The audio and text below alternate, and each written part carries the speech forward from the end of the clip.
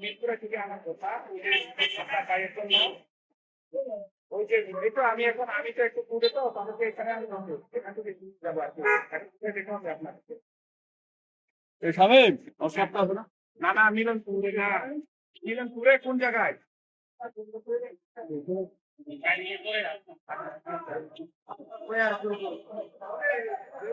পাঁচ সেকেন্ড পাইছি এই যাও আরেকজন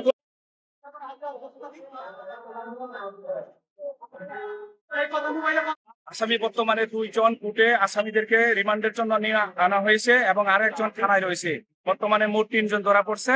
আরো একজন রিমান্ড না বিচার? বিচার আর কি। হ্যাঁ, সেটা বলুন। 3 তো 101 আসামি 2 জনকে এখন কাঠগড়ায় তুলে আনা হয়েছে এবং আরো একজন মাঝিরাঙ্গা থানায় আছে। একজনকে ধরার জন্য পুলিশ অভিযান চালাচ্ছে।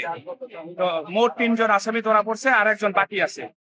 ঘটনা কিভাবে হলো এবং আসামি কয়জন ধরা পড়লো, এখন আপনারা কি চাচ্ছেন? আসামি বর্তমানে 3 জন ধরা পড়েছে। হ্যাঁ, যেটা আসামিদের আমরা চাইবো যে সবাই আইনের মাধ্যমে দৃষ্টান্তমূলক শাস্তি যেন পাই।